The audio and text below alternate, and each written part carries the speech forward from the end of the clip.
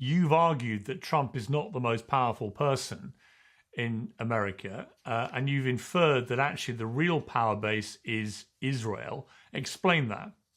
But remember, the problem with that is that the US economy is a Ponzi scheme. It's dependent on once the United States sends in ground forces, there's no turning back. Right. I mean, a lot of people say a lot of what you've just said is a load of fantastical baloney and driven by anti Semitic tropes. What do you say to that? Piers Morgan has interviewed presidents, prime ministers, and the most powerful people on the planet without ever losing his composure. But right here, something different happens.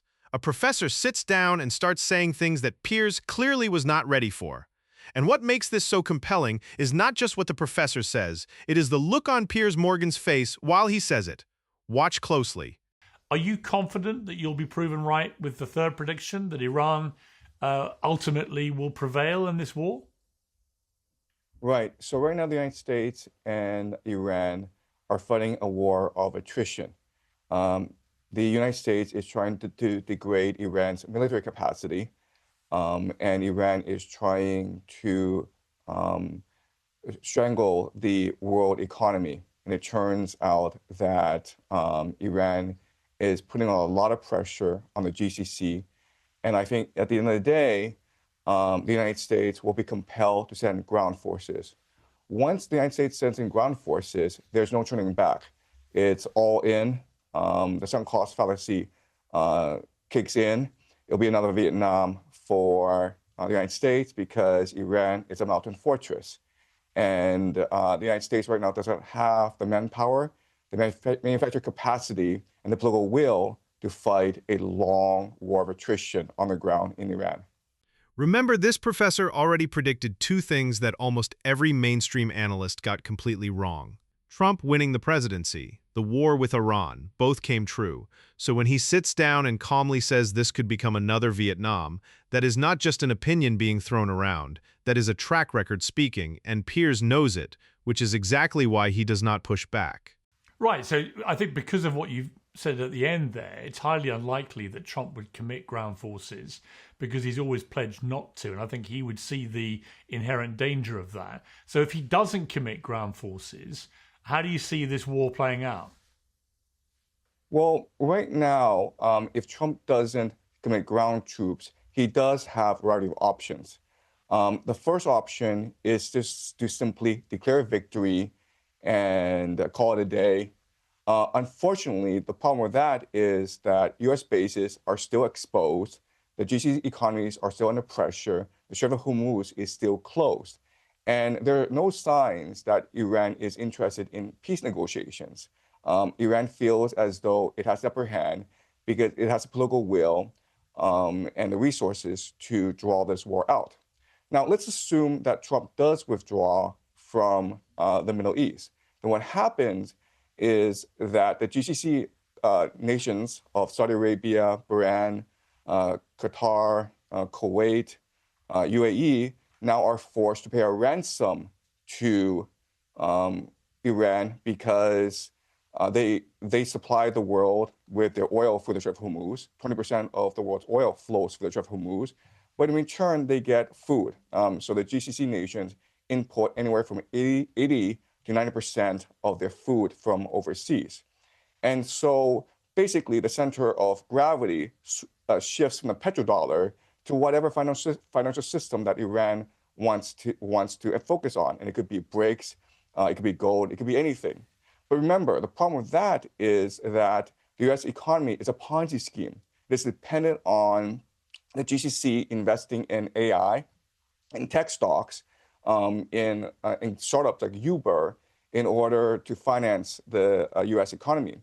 If this financing stopped, then the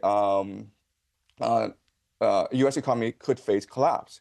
And this means that these young men could not afford their OnlyFans anymore, and this could lead to a revolution in the streets.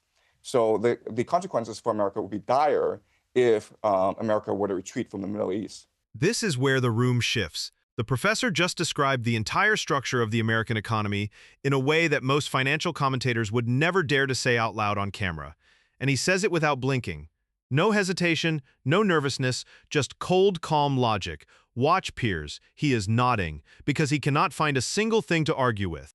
I mean, it seems that the key part of all this sort of economic strangulation, if you like, by Iran is the Strait of Hormuz. We've already seen in the last few hours today that the successor to Ayatollah Khomeini, his son, has come out. Apparently, we haven't seen him or heard from him directly, but there's a statement in which he talks about keeping the Strait of Hormuz closed indefinitely.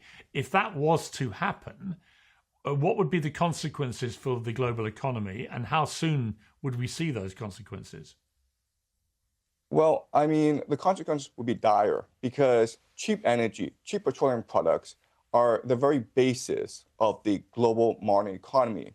So it just wouldn't be jet fuel that would be affected. It would also be food because remember, food is produced by fertilizer, which comes from the GCC as well as sulfuric acid, which helps the process of some semiconductor production.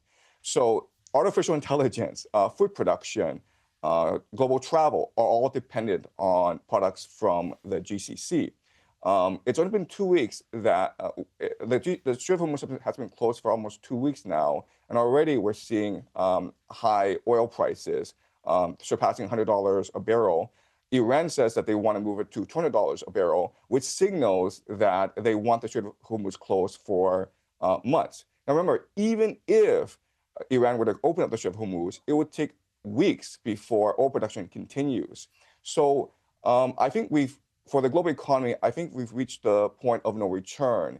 And in the future, global economies have to commit to a bit of deindustrialization and even mercantilism in order to survive future shocks. So if you go to Southeast Asia, Vietnam and Thailand have already ordered the government workers to work from home in order to save fuel. People are talking about this war in terms of weapons and military strategy. But the professor is pointing at something that hits much closer to home. Your grocery bill, your gas pump, your electricity. 2 weeks in and oil has already crossed $100 a barrel. Iran is signaling 200. That is not just expensive fuel, that is food prices, flight prices, the cost of everything. And the professor is doing the maths that most hosts are too afraid to put on screen. You've pointed out that the Gulf Cooperation Council monarchies, the GCC, as you've alluded to several times here, are structurally unusual states because they're propped up by oil, desalination. They don't have their own water supply naturally, and American protection. You say correctly, they were built in open desert with no food security, as you said, 80% imported, no water security, the desalination dependency, no geographic defenses, they're flat, exposed terrain, no demographic cohesion. In places like Dubai, for example, 90% of the population are expats, and no independent security architecture reliant on the US, who have bases, obviously, in many of the states there. If you put all this together, is what's happening now, in terms of the tactics that Iran are deploying, including the threats to desalination, but also targeting, obviously, targeted hotels and airports and so on, going to the heart of what the states there would like to see as the future of their economy, which is tourism, sport, entertainment, clearly designed to scare people away from that. Is this now representing an existential threat, do you think, to the business model of the GCC states going forward? Right. So the most vulnerable city and often the most glamorous city in the GCC is Dubai. And for many years, Dubai has been very successful in cultivating an image as the new city of London, as the new Hong Kong of the Middle East. And thousands of these millionaires flock to Dubai for the glamorous lifestyle as well as the tax-free aspect of the city. But the reality is that this was all premised on global peace, on Pax Americana, on the capacity of America to project power all around the world and provide security guarantees to the GCC. Now this aura of inevitability and invincibility of American empire has been shattered. And once an illusion is shattered, there's actually no coming back from this. And that's what people don't really appreciate about this war. This war is not just directed at Israel. This war is not directed just at the GCC and the illusion of American empire. This war is directed at American empire itself. And what people don't appreciate is the eschatological aspects of this war, in that Iran sees it sees a moral duty, a moral imperative from God to destroy the great Satan, which is the American empire. And the base of the American empire, of course, is the global economy. The professor is no longer just talking about oil. He is talking about the collapse of an idea. The belief that American power is permanent. Dubai was built on that belief. The entire Gulf business model was built on that belief. And the professor is saying clearly and quietly that once that kind of trust is broken, there is no rebuilding it. Piers is listening very carefully here because he understands exactly how heavy that statement is. Right. At the heart and the head of the American economy is the President of the United States. You've argued that Trump is not the most powerful person in America, and you've inferred that actually the real power base is Israel. Explain that. Right. So I actually don't say the real power base is Israel. What I say is that the real power base are a collection of secret societies that have an eschatological view of this war. And these secret societies include the Freemasons, which are now called the Rosicrucians and the Knights Templars. They include Jewish organizations called the Sephardim Frankists, who are embedded in religious movements called Shabbat Lubavitch. And then you have the Jesuits. You have a collection of secret societies.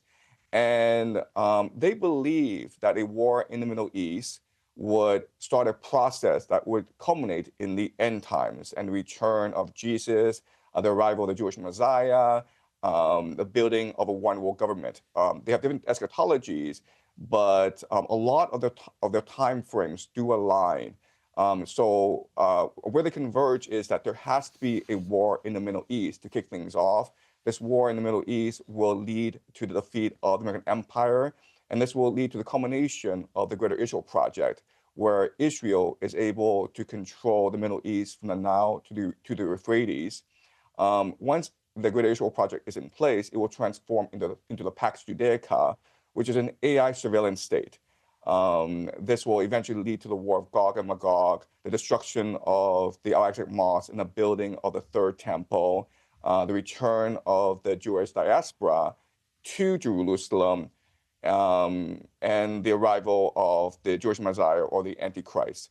So they have the script scripted out. And unfortunately, a lot of world events are conforming to this script. And this is the moment the title of this video is about. Everything before this was uncomfortable but manageable for Piers. War strategy, economic theory, geopolitical analysis. He could handle all of that.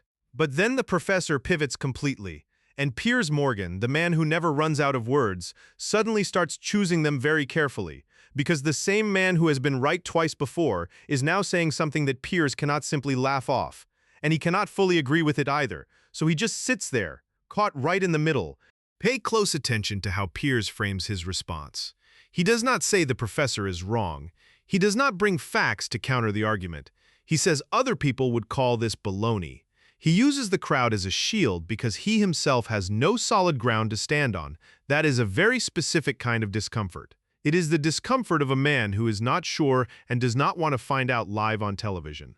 Right. I mean, a lot of people say a lot of what you've just said is a load of fantastical baloney and driven by anti-Semitic tropes. What do you say to that? Look, I completely sympathize with this argument. 5 years ago, I would have said the same thing about this sort of argument and thinking. So what I do is predictive modeling, okay? Meaning that I'm going to throw some theories out there. And then based on these theories, I'm going to extrapolate into the future and see what the predictions are. If these predictions are correct, then my theories ought to have some legitimacy. Now, when I teach, I don't engage in historical analysis. I engage in speculative analysis. And so in 2024, 2 years ago, I did say that this war in Iran would happen, and I provided a lot of my analysis. And a part of my analysis that's very important is the eschatological analysis, meaning that Christian Zionists control the United States. There's a preacher called John Hagee who runs an organization called Christians United for Israel, which has about 7 million members. Christian Zionists are heavily embedded in the national security apparatus and in the Pentagon. There's reporting that U.S. commanders have told their troops that this is a war to bring back Jesus and to be not afraid.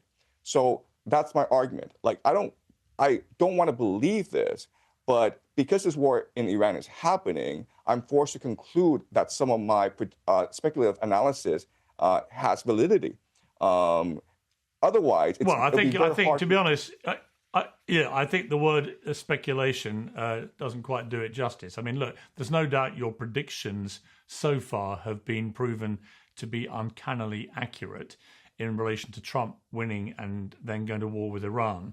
But I think the idea that this is all part of a plot to bring back Jesus Christ, look, there might be some people out there that carry such a phrase. I think it's highly unlikely, unless any evidence emerges to the contrary, that they are current commanders in the United States military.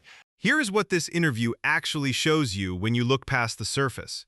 A man who spent years being dismissed, laughed at, and written off as someone who thinks outside the mainstream, walked onto one of the most watched interview platforms in the world and did something very simple. He laid out his reasoning, step by step, quietly, without performance, without drama. He predicted Trump would win. He was right. He predicted the war with Iran would happen. He was right. And now he is sitting in front of Piers Morgan explaining exactly why his third prediction is still on course. And Piers, one of the sharpest minds in broadcasting, could not find a single crack in the argument. Not one. What makes this professor different from the usual talking heads is something he says himself near the end. He tells Piers he does not want to believe his own conclusions. He is not enjoying this. He is not trying to go viral or build a brand around chaos. He is simply following the logic to wherever it leads and reporting back. Honestly, that kind of intellectual honesty is genuinely rare in a media world, built on hot takes and shouting matches.